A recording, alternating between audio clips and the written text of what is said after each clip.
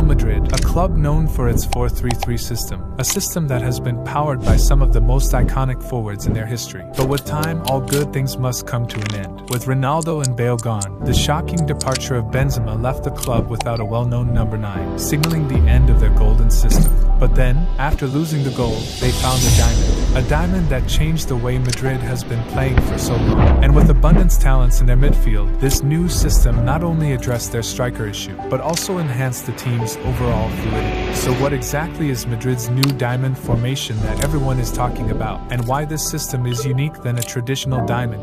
Let's find out in this video.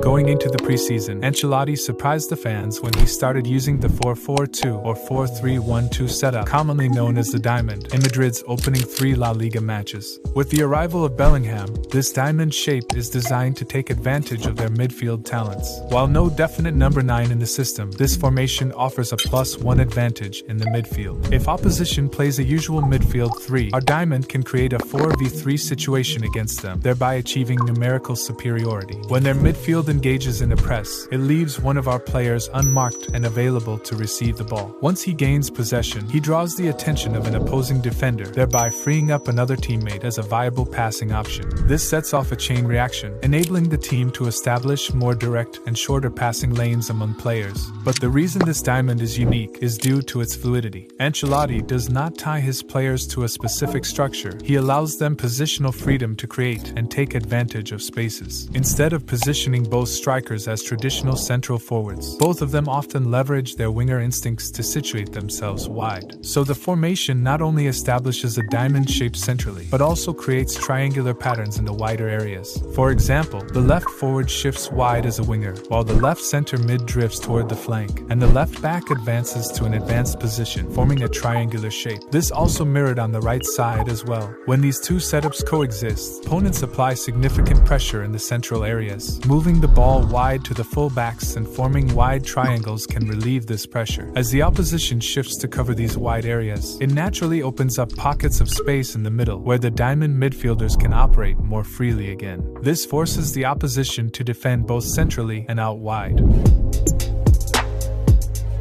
In the final third, Real Madrid transitions from their initial 4-4-2 into either a 2-2-6 or a 2-3-5 structure. In this setup, the two center-backs take on a defensive role, the defensive mid and the left center mid adjust their positions to create a double pivot, and finally a front 6 is established with the rest of the players. The full-backs moving wide and the rest of the attacking players taking varied positions can stretch the opponent horizontally. This creates passing lanes and movements, making it challenging for the defense to cover all threats. And by having Camavinga and Tchouaméni form a double pivot, they can provide quick support to the attack or act as a shield in front of the center-backs. Their positioning enables them to cover the flanks that may be left exposed by the advancing full-backs.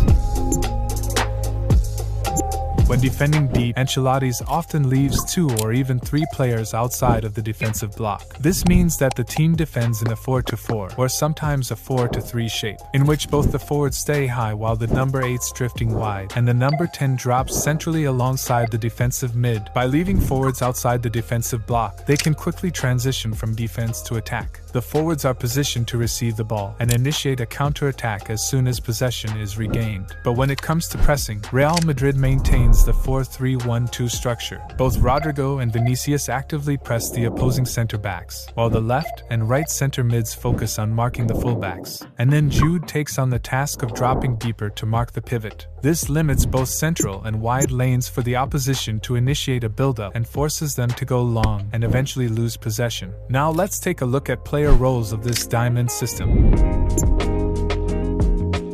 At front, both Vinicius and Rodrigo will play as inside forwards. Their ability to switch positions and drift wide adds complexity to the attack. And when they move into the final third, they make incisive diagonal runs into central spaces, making it difficult for opponents to mark and track them.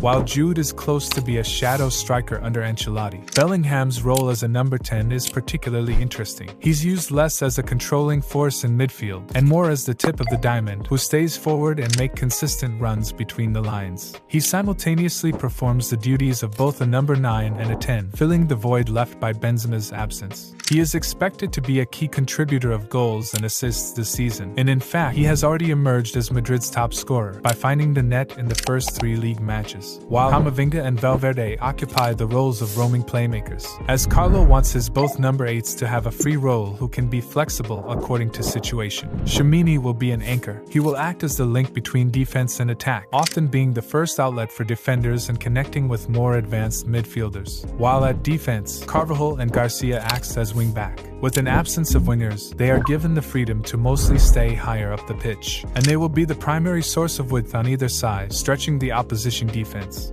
Both Rudiger and Alaba are ball-playing defenders. In possession, they will spread wide to provide passing options and start the build-up play. And finally, the new keeper Kepa acts as a traditional goalie. He excels at making crucial saves and has a commanding presence in the penalty area.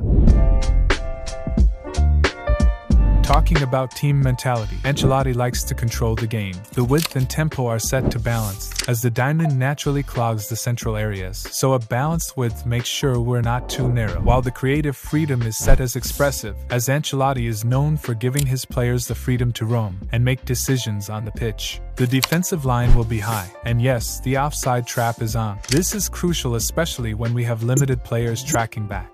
In the final third, choose look for overlap and run at defense. These settings help us make the most of wide areas and create those deadly chances. For passing style and goalkeeper distribution, keep it short. So let's test this tactic against Barcelona and see how it performs practically.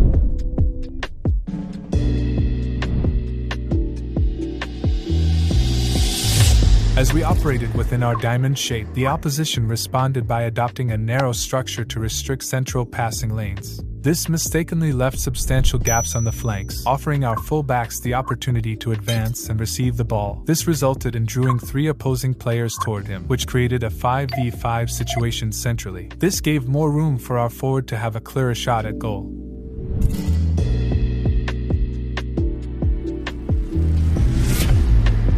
As Carvajal collected the ball, he quickly redirected it to the CDM in order to divert his own marker's attention. This tactical switch allowed Carvajal to be free to receive a return pass. Simultaneously, this maneuver drew the opposition's fullback toward him. This chain of actions freed up a lane in the half space for Bellingham, resulting in a 1v1 situation, who then utilized his dribbling skills to bypass his marker and net a spectacular goal. With Madrid adopting the diamond, a similar trend is taking place somewhere in England, which is the box midfield.